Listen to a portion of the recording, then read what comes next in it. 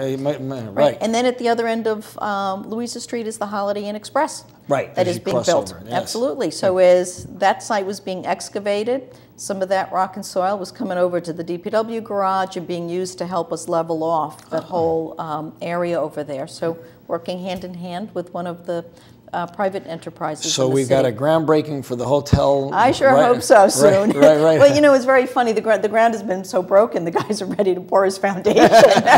I mean, you go by there, it's a huge hole. I didn't mean the ceremony. I meant literally the ground is being, because you can see the excavators every day. You have 12-foot holes down there. Right. The whole, almost, what is it, an acre of land? I think he's taken out down to 12 feet. It's huge. He'll have a beautiful spot, because I know from that area, just looking, I guess it's kind of northwest, I'd say.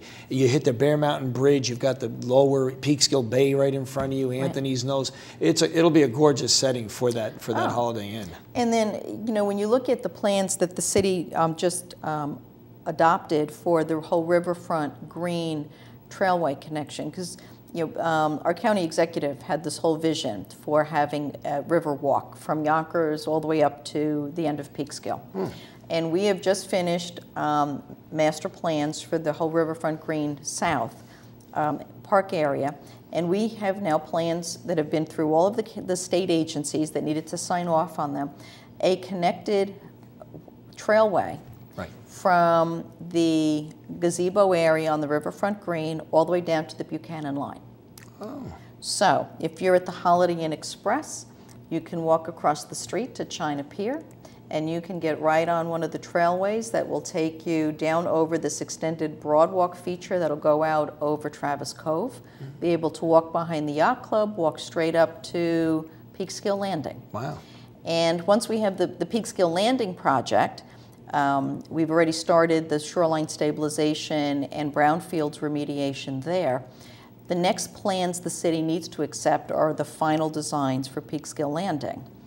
Once that's done, we will be able to build the trailways all the way connecting to Ansville Creek. Right, because right now, as one of the members, me being a member of the Jam Peak Shelter, as I turn around, there's the back lot there. You can actually see it's like an arched gateway that says like the trailway that brings you all along the Ansville area. So I'm sure there's going to be a connect to that. Yes, there will be. Oh, really? Wow. So yeah, no, it's and the last part of the connection, which the city can't do because it's all over the private land, is once you get to the end of Peekskill Landing, which is basically that parking lot across from Sunset House. Correct.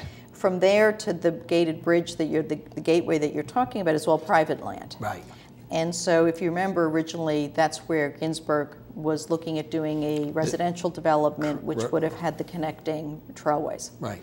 So that's the one small stretch where you can walk on the road and still see the river. But in terms of creating, a real pretty promenade, that's the one area where you just have to walk on the road. On the road to get to that, to the other end. Sure. But it's really quite exciting. So you can stay at the Holiday Inn Express, get on the trailways and either walk up that way or walk south to Buchanan, because the trailways will go around Rusco by the Crystal Bay. Sure, for all the people coming up during the April, May, June, July, August, September, they can little map and you could go either way, because instead of hiking all the way up in the Catskills, you can do it right here on the Hudson. Absolutely, and so I think it ends up being 4 miles of connected trailways from the south to the northern end of Peekskill. Wow. It's exciting. It is. Good move there. Okay, now let's get to Route 9.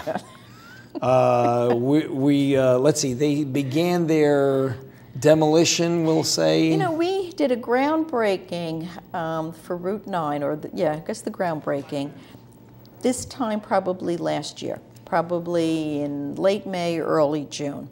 And so they started the major part of the work about a year ago. It's supposed to be a 2.5-year project. Right now they are just about wrapped up. I mean, right now they're on schedule, and we're just about to start some of the most challenging parts of it, and that's where we're going to start to take down, do the temporary Main Street Bridge, take down the Main Street Bridge, and do a lot of the more complicated parts. Sure, because right now they've been doing the lower, the how would you say, the infrastructure supports like that. The retaining walls, the abutments, all of the rock blasting, excavating, etc. And we did work out a deal with the DOT that they will make some substantial improvements to the retaining walls and abutments that face Water Street and Central Avenue, which is our whole historic area. And the one thing we didn't get a chance to talk about was the Lincoln Depot Plaza, which we will accept. We can talk about it. We'll talk about those. We'll accept those final plans Monday night at our council meeting. Well, I want to know this though.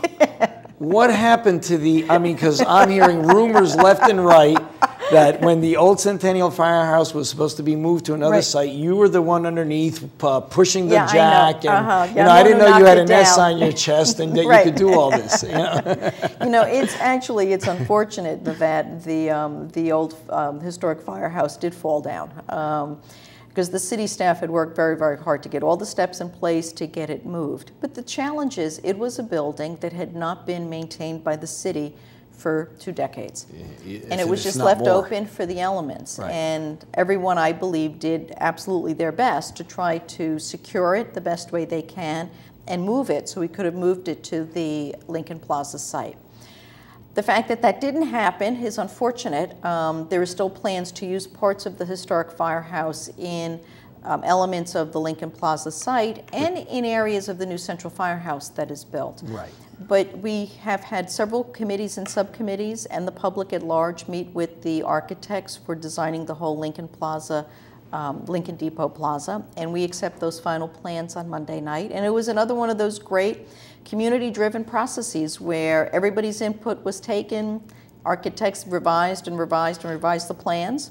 Well, I just want to give you a little quick thing. I'm at Home Mason getting a delivery of sand into my truck. Right. And as he's lowering about a yard of sand, half of it falls down, and all of a sudden my truck like literally hit, you know, from the weight of the sand.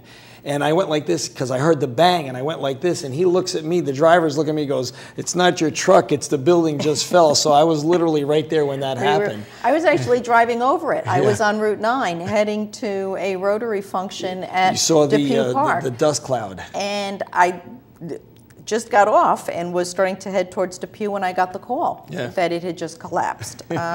It's unfortunate, but and I did see the care that the company, the contractor there, they really went to lengths. But like you said, I think it was just a building that was, I think, doomed just for the disrepair. Right. Anyhow, and thankfully nobody was hurt. So, another quick 30 minutes, another great show. Thank you for the update. So I'd like to, once again, I'd like to thank the mayor of the city of Peekskill, Mary Foster, for coming on, giving us an update. She promised she would come back on. I just want to remind all our viewers that we are on channel 15, public access channel 15, Thursday nights at 8 o'clock in the Peekskill, Cortland area. And in Putnam Valley and in the Yorktown area, we are on channel 74, Wednesday nights at 6 p.m. We love any comments, questions, any possibility of any shows. Please, you can email them to me at the Volpe Report at AOL.com. And we thank you once again for coming on. Thank you very much.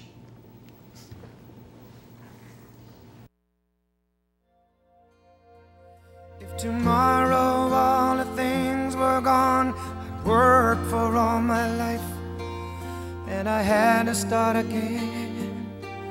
Just my children and my wife.